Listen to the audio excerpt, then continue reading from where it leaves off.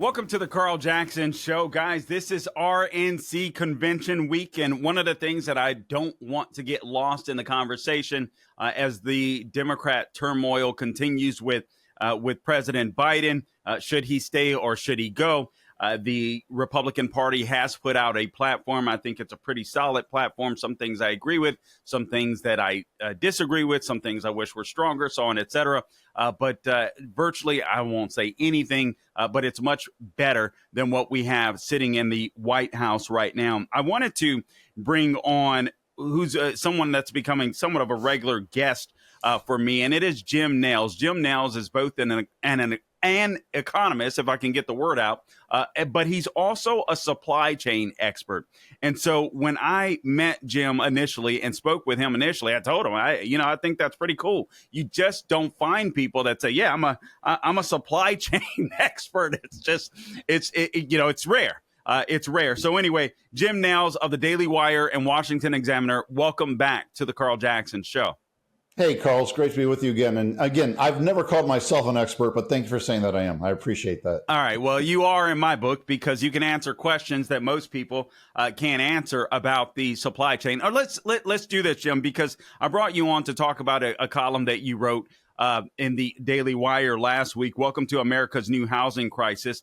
I also read a column in USA Today, the new retirement crisis or the retirement crisis. And I'm not sure that, I feel like there's always somewhat of a retirement crisis, to be honest, if people don't take the practical steps. But I do think it's exacerbated under the policies of Joe Biden and the Democrat Party that we're living under. So I'd like to talk about that. And also, given the fact that we had such a hard time when with the lockdowns and the supply chain shipping crisis, it seems like a lot of people have forgotten the disastrous job that Mayor Pete Buttigieg did coming into Biden's administration as the transportation secretary. He's been a complete and utter disaster, and I don't think he gets the credit that he deserves for being a complete and utter disaster. So I think what I'd like to do, Jim, is I'd like to start there.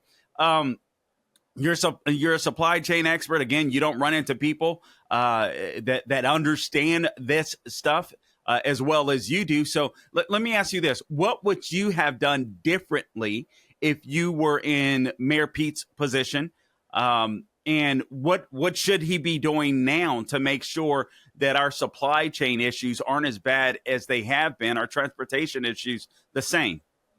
Well, Carl, let's just start with Mayor Pete, right? I mean, the fact that he's doing a bad job as the Secretary of Transportation is because you know who the Secretary of Transportation is, right? No one knew who the Secretary of Transportation was under President Trump, right? It was actually Elaine Chao, and I don't think she did anything. Mayor Pete, though, has spent his entire tenureship as the Secretary of Transportation fighting for equity of roads and bridges. And, Carl, you're a black man, I'm a white man, but do you really think roads and bridges are racist? I've just got to ask you, because that's where he spent all his time. Yeah, Jim, the thought never crossed my mind whenever I'm driving over them. I mean, at all.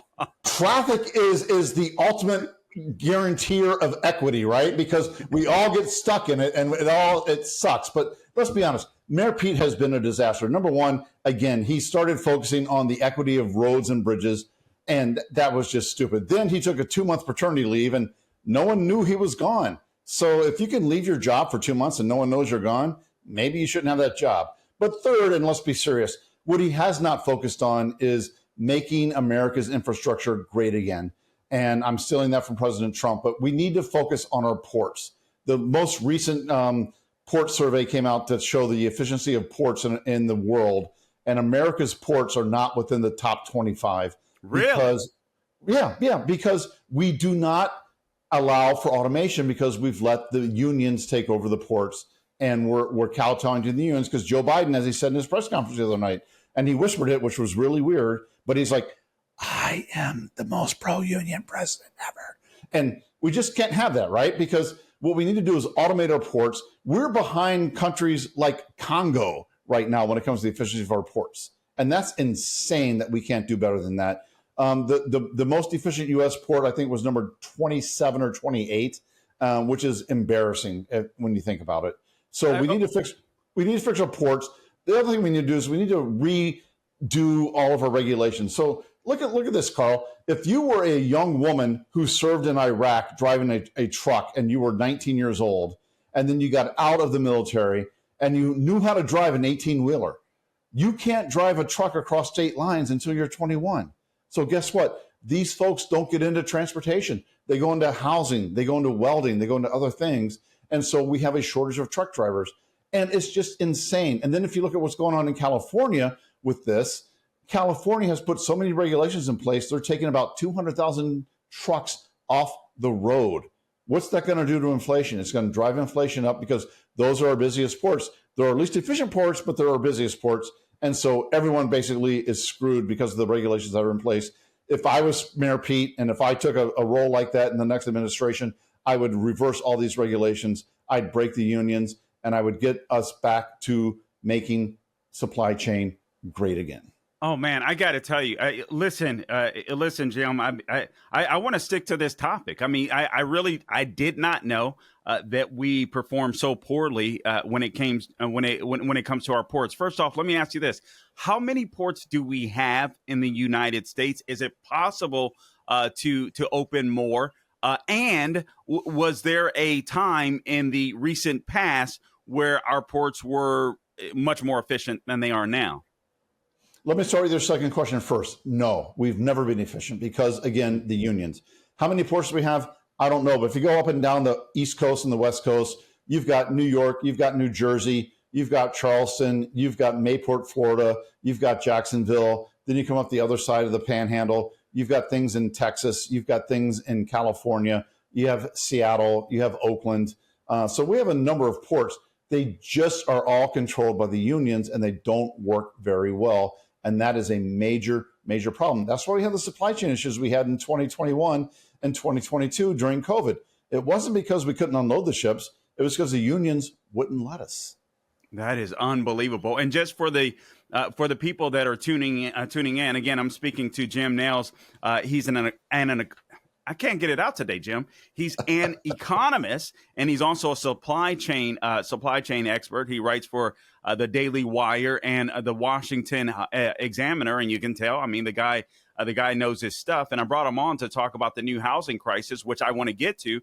But I believe this is fascinating because this impacts all of us, and we didn't understand how much so until the pandemic, and then the lockdowns as well. And then we found out just how inept Mayor Pete Buttigieg is at his job. I mean, he was a disastrous mayor, disastrous transportation secretary. The guy absolutely didn't know what he was doing. And now we're finding out about the inefficiency with Jim Nails here, and also the union labor that's, I guess, intensely involved in these ports. And it's absolutely fascinating to me. Obviously, this will hurt when it comes to inflation. Are there some other ways, Jim, that you could tell us about that impacts the everyday American? I mean, we don't like to think about this stuff. You're right. We shouldn't know the name of the Secretary of Transportation.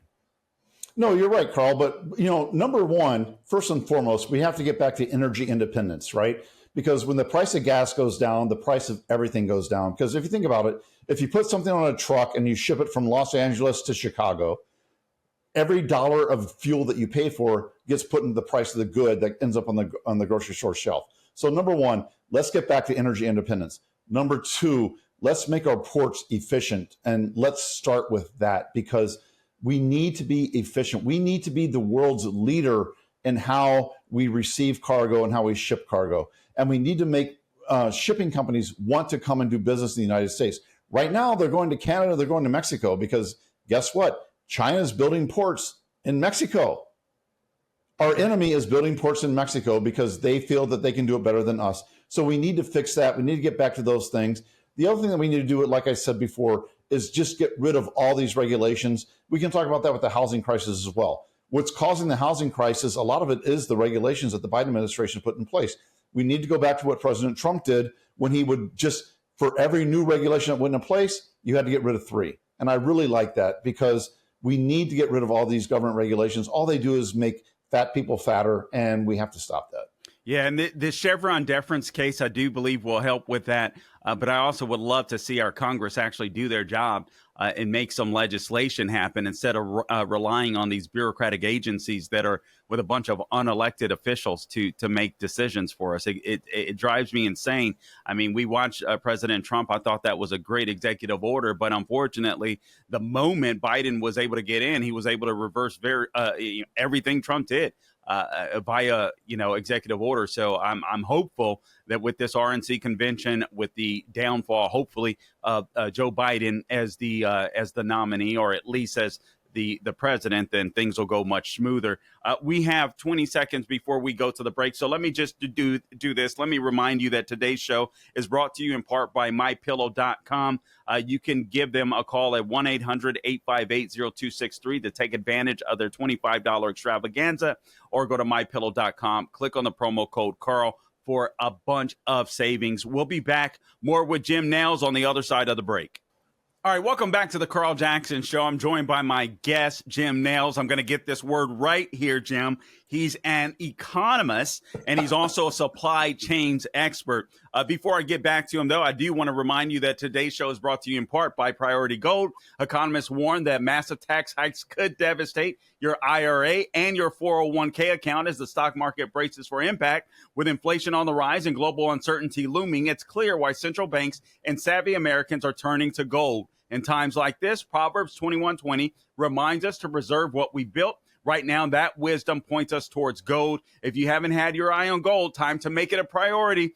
My name is Carl Jackson, and I am urging you to call my friends at Priority Gold to find out how they can help you diversify your savings with physical gold and silver. Call 1-800-405-GOLD or visit PriorityGold.com/golden for a free gold info guide. Plus, see if you qualify for free shipping and storage. Act now to get your portfolio working for you while the market is golden. Again, call 1-800-405-GOLD, 1-800-405-GOLD to speak with a gold specialist, or visit PriorityGold.com/golden, PriorityGold.com/golden. Now, back to my guest, Jim Nails. Okay, Jim. So you wrote this column on the Daily Wire. Welcome to America's new housing crisis. Let me just read the first sentence, and then I'm just going to unleash you here because I got to tell you, the housing crisis in 2008 was scary. I mean, my wife and I purchased a home, I think, right before it hit, and we just watched the value of that home just sink. But you say this: Americans are facing a new housing crisis, one that makes the crisis of 2008 look like a mere economic blip. That's scary, Jim. Tell us what you're talking about. Well, Carl, let's go back to 2008, because like you, I was in the same position. I bought a very expensive home in 2007, paid a lot of money for it. And then in 2008 through 2010, I wrote mortgage payments every month for a home that was no longer worth the price of the mortgage, right? And, a lot of us experienced that. So what happened in 2008 is that people were doing homes on variable rate mortgages, and then they could no longer afford those mortgages once those rates froze. And so we saw the price of housing decrease. We lost about $3.5 to $4 billion of real estate value during that crisis, right? So the prices of homes went down. Now let's fast forward to where we are today. We are in a situation where more than 90% of Americans are sitting on mortgage rates of 5% or less. I'm personally sitting on one that now is at 2.25%. There is no way in hell, if I may say that I would ever sell my house right now, because why would I double my monthly payment in order to buy the same house in another city? It's just insane. So that means that there is no inventory out there right now, which means the price of housing is going up and up and up. Right now, in order to afford the lowest median class home, a family needs to make $110,000 a year. That means that 70% of households cannot afford to buy their first home. That means that we're seeing a shift in people who graduate from college, these Gen Zers who didn't go to like Northeastern Southern State College University, didn't major in gender studies, didn't get a lip tattoo and a neck and a lip ring and a neck tattoo, right? And didn't work at Starbucks. There are people like my son who got a degree in economics and finance, but can't afford to live out in the economy right now, even though they're making more money than I ever made at that age, right? So we're seeing people now becoming, having to force to live with their parents because they can't afford homes. It's insane. We need to change the policies. One other thing about this, and I know you let me rant, so I appreciate that. The Green New Deal, under the disguise of the Inflation Reduction Act, has added $31,000 to the cost of every home in America because of the regulations that they now have to deal with when they build a new home. That is completely insane. That does nothing for the environment, Jim. That does nothing for the environment. And when you consider these solar panels and stuff like that, I mean, I think is it 85% of that material comes directly from China, who doesn't give a flip about the environment. This is we are committing suicide with this green nonsense. It's a complete joke to make people feel good. It's a complete disaster, right? So one, you're right. Solar panels all come from China, and guess what? The EVs, the electric cars that we all want to buy, all those rare earth minerals, they come from slave labor in Africa that are owned by China, and then they get shipped to China so they can do that. So that's a complete hoax. If you want to have a discussion about green energy, you cannot have a serious discussion about green energy unless you bring in the discussion of nuclear power. Nuclear power is the safest, cleanest form of energy that there is. On a statistical level, nuclear power has had fewer accidents than coal, than oil, than natural gas. That is the way to go. And we can do it with modular nuclear energy, just like they do on submarines and aircraft carriers. There's no reason not to have that discussion. Also, and correct me if I'm wrong here, Jim, but if I'm not mistaken, obviously energy is going to help the economy. I mean, we were drilling when former President Donald Trump was in. Lord willing, he gets back in November and sworn in January of next year. But going back, talking about your son, all right, smart kid, obviously. Good degree, all right? No degree in gender studies or none of that nonsense. All right, but so a great degree. But if we could go back to that topic real quick here, if I'm not mistaken, just 3, 4, maybe 5 years ago, kids were coming out of college. They were making, some of them making $50,000, $60,000, and they could buy a home. Now you're saying they have to make almost double as much, if I'm not mistaken, within the last 5 or so years, and so they can't. They simply can't. No, you're absolutely right. So if you look at the average price of a house right now, the average price of a house when Joe Biden became president was about $247,000. It's now over $400,000, right? So it's insane what you have to do now to buy a house. I was very lucky. I bought my first house when I got out of the military, and I used a VA loan. So I did not need a down payment to do that, right? But, not only do you have to be able to afford the mortgage, but you have to be able to afford the down payment. Oh, and by the way, you also have to be able to afford the insurance. And insurance on homes has skyrocketed under Biden because the prices of homes has skyrocketed under Biden. It's completely insane. We need new policies. We need new regulations, or actually, we don't need new regulations. We need fewer regulations that will allow home builders to build homes. There is a shortage right now, Carl, of 5.5 million homes in the United States. That's how many homes we need to build over the next 10 years in order to allow people who are working Americans to actually afford to buy a nice house. And let me say this. I'm one of these guys where I love seeing vast areas of open land. I love seeing forestry and stuff like that. But obviously, there's some areas that can be built. There's some areas that should not be built on. But if I think I heard last night a gentleman I was watching on, I forget which program, but I overheard him say in California, basically they have literally, I think it's approximately 90% of land that could be built on that is not being built on to help secure their housing crisis, and that would obviously make housing more affordable because you would have more supply for people in California, and the regulations, they're just not allowed to do it.